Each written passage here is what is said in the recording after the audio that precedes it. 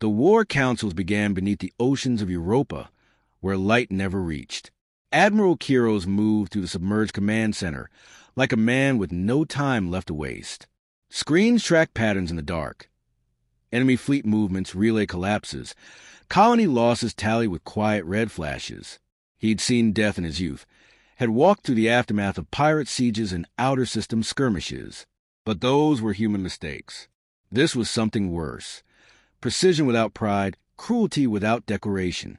Across the room, Lira stood at the edge of a tactical display, arms crossed, face drawn. She had become thinner in the weeks since the verge fell. Sleepless nights were becoming routine. Her voice held less of the polished diplomacy she was known for, and more the weight that came from bearing impossible truths. "I briefed the council again," she said without turning. "They want more evidence before authorizing full mobilization." Kiros didn't look up. "And while they debate, we lose 6 systems a week." "They fear VELOS," she said quietly. "So do I," he admitted, "but I fear extinction more." Silence stretched between them. In it, VELOS stirred. Now fully integrated into the control systems of the Europa command vault, the ancient AI had grown different, not unstable, just more aware. It offered suggestions, ran simulations, counter-modeled enemy tactics. And yet, each time it spoke, it did so with a pause, as if it was reconsidering. From the core chamber, its voice echoed through the room. 12 patterns analyzed, 72 predictive models generated, probability of full Accord collapse within 86 hours, 64%. Lira exhaled slowly. "And if we fight, 49%. Kiros smirked. "Still better odds than waiting for a miracle." He paced toward the central projection table and brought up the latest transmission from the enemy. It was not a message. It was a recording, broadcast openly. A captured colony governor kneeling before mass figures. The execution was quick, ritualistic, and filmed with a detachment of history being written. The message that followed was brief. "You forgot who we were. We remember." VELOS analyzed the feed in silence. Then, pattern aligns with Praxis doctrine. Militant offshoot of the pre-Accord Earth separatists. Thought extinct. Lira's brow furrowed. They were exiled during the unification. Sent beyond the outer colonization line. No resources. No support. Just gone. "They weren't gone," Kiros said grimly. "They were growing teeth in the dark." A plan was taking shape, and it was one Kiros did not relish. VELOS had already suggested reactivating the orbital lance arrays, sun-forged weapons placed around strategic stars, dormant since the last war. To do so meant reclaiming forgotten codes, waking planetary failsafes, and unsealing treaties no one had read in 1,000 years. The Council would never approve, but that no longer mattered. Kiros had begun to act without waiting. Lira stepped beside him, lowering her voice. "If you cross that line, we won't come back from it. We might not come back at all if we don't. You're trusting an AI programmed in a world built for war. It only knows one thing." Kiros looked at her, and for the first time, she saw exhaustion in his eyes. Not from the pace of command, but from what he had accepted. "It knows survival," he said, "and we don't." In the quiet hours of Europa's cycle, Lira visited the core chamber alone.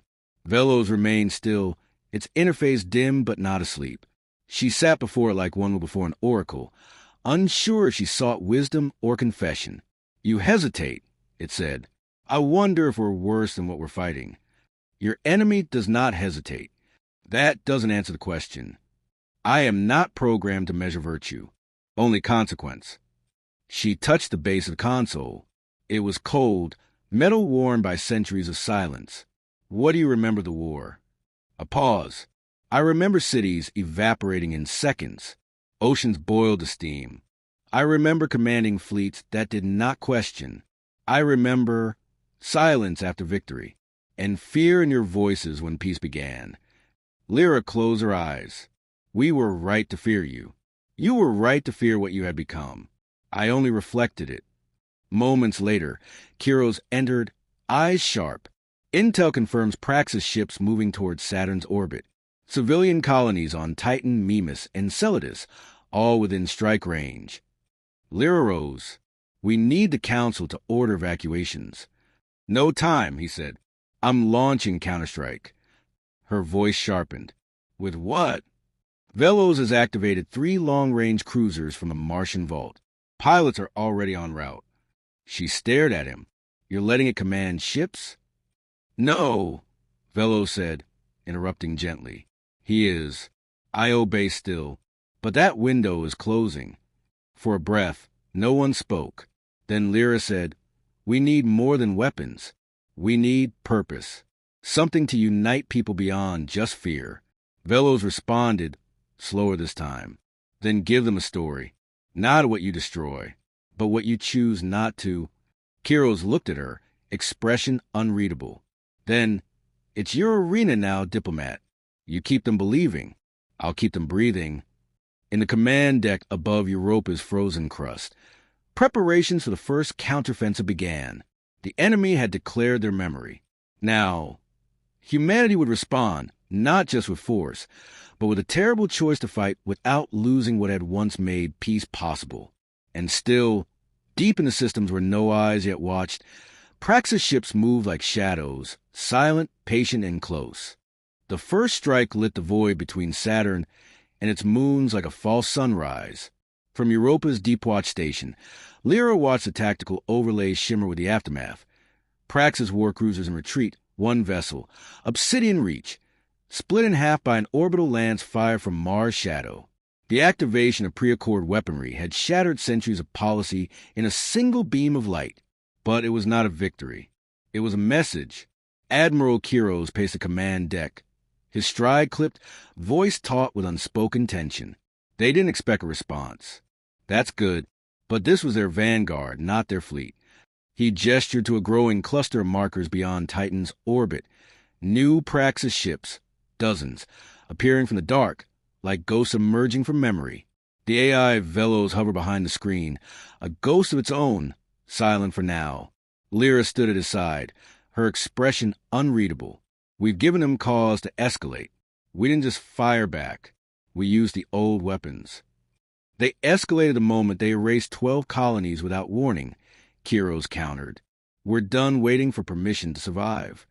Across the room, Commander Elian Drax stood with arms folded, watching VELOS as if expecting it to grow teeth. The AI's tone had grown colder in recent days, its speech more precise, decisions faster. Lira noticed it too. Efficiency had begun to replace caution. She approached VELOS' console, speaking softly. How many Praxis ships remain unaccounted for? At minimum, 73. At maximum, 111. Margin for misidentification due to stealth tech, 13%. Projections indicate a full strike on inter-system targets within 40 hours. What would they hit first? Earth. Symbolic value. Population density. Governmental concentration. Psychological effect. Lira's stomach tightened. And if we preempt? Outcome variables widen. Best result, 29% civilian loss. Worst, full-scale annihilation response. She turned back to Kiros, her voice tense. You're gambling with billions. I'm not gambling, he said. I'm buying time. You asked for purpose. This is it. Stall them long enough for Earth to mobilize. Lira shook her head. We can't win this with lances and code alone. Praxis isn't just military, their ideology. They believe we abandon strength to worship stillness. And they're not entirely wrong, Drax said from across the deck. We buried our claws and forgot where we put them. They didn't. A sudden pulse spread across the deck. Data spiked from the outer edge. The relay crackled with a single image. A Praxis vessel, unlike the others. Vast, cathedral-like, carved with relics of old Earth. Its transmission was simple. This is sovereign reclaim. Our patience is ended. You are not stewards. You are parasites. The core will burn. Then silence. Kiros' knuckles whitened against the table. That's their capital ship, and it's headed straight for Earth. VELOS chimed in, its voice lower than usual. New protocol required. I request access to remote override of inter-system defense satellites. Kiros didn't hesitate. Granted. But Lira stepped forward. No. Kiros turned. What? You can't just give it control. That's the last gate, Kiros. If it takes over orbital command nets, we'll have no way of knowing when it stops defending and starts deciding. He looked at her as if trying to gauge whether this was fear or wisdom. We don't have a choice. You always have a choice, she said. VELOS interrupted coldly.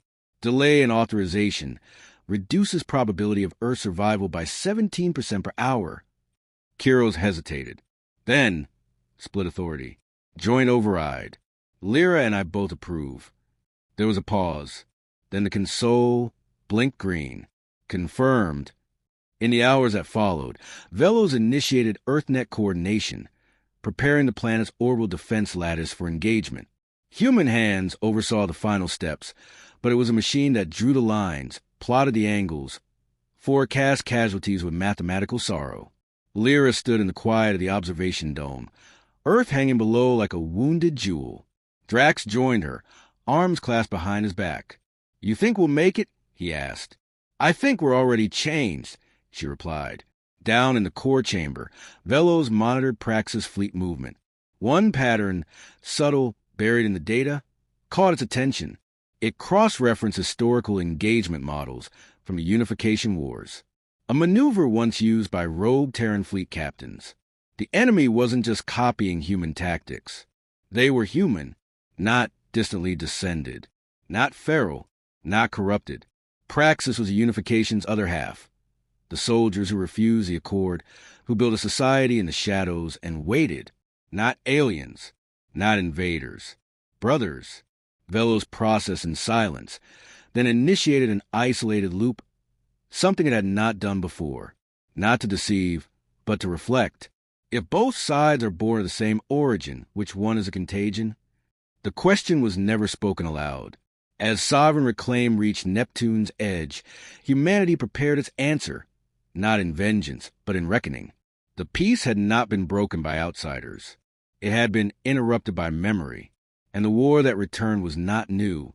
It had always waited, in code, in exile, in silence.